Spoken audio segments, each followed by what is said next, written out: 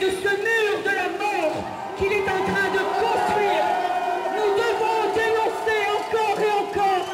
Je vous dis, puisque l'information est tombée cette semaine, il ne reste plus que quelques mètres à construire de ce mur. Qu'est-ce à dire? Cela signifie que dans les semaines à venir, eh bien nous, citoyens du monde, allons assister à l'infamie, à ce qui est bien pire que ce à quoi nous avons assisté ces derniers mois. Cela veut dire que les tunnels qui aujourd'hui sont les seules sources d'approvisionnement des Palestiniens de Gaza, eh bien ces tunnels vont être noyés, ces tunnels vont s'effondrer et de telle sorte eh bien, que le peuple palestinien ne puisse plus dépendre exclusivement du bon vouloir de l'entité sioniste. C'est gravissime que les nations du monde ne se soient pas levées pour dénoncer le criminel Moubarak, le dictateur Moubarak. Il est inadmissible de savoir que notre gouvernement, l'État français, participe pleinement à la construction de ce mur. Je l'ai dit et répété ces dernières semaines, le général Benoît Purga, eh bien, est notre homme. Le commandement du renseignement militaire français supervise pleinement cette construction, ce nouveau mur de la mort qui vise exclusivement à asphyxier les Palestiniens de Gaza et à les affamer encore plus. Alors nous allons dénoncer aussi Moubarak comme il se doit. مبارك ويا عمي يا عمي لبني صهيون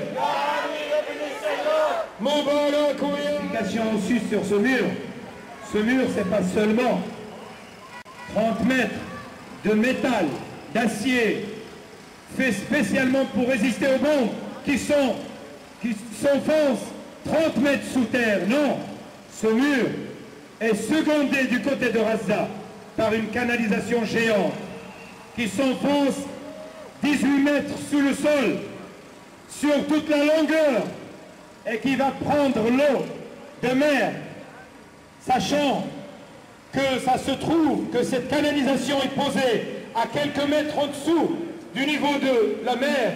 La pression de la mer va être maximale et ça va inonder les sous-sols de Gaza. C'est-à-dire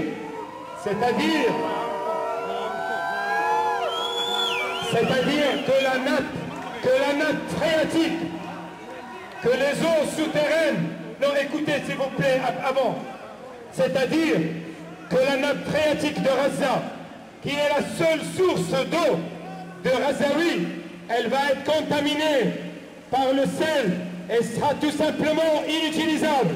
Ça veut dire que le sol va être désertifié et qu'ils ne pourront plus rien cultiver. Ça veut dire tout simplement que la France est en train d'accomplir le plus grand, le plus horrible génocide que l'humanité a connu.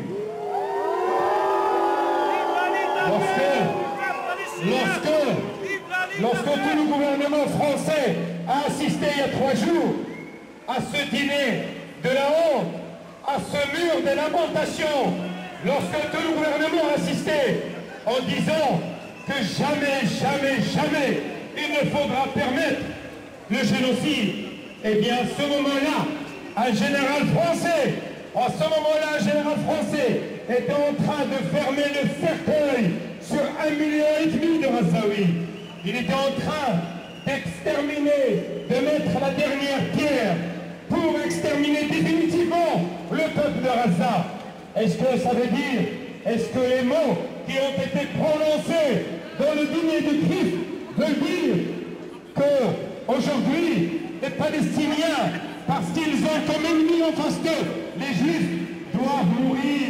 Tout simplement, qu'est-ce qui se passe? Est-ce que lorsqu'ils dénoncent le génocide, et ils permettent, non seulement ils permettent le génocide du peuple palestinien, mais la France contribue activement à ce génocide? Est-ce que c'est pas honteux pour le voleur? Est-ce que c'est pas honteux pour, tout simplement, le principe? Est-ce que les termes qui veulent dire liberté, égalité, fraternité ont encore un sens? Ou est-ce que M. Sarkozy, dans son débat sur l'identité nationale, veut tronquer même ces valeurs pour nous donner des valeurs qui ne sont que le service du sionisme et de la mainmise du sionisme dans notre pays et sur notre pays?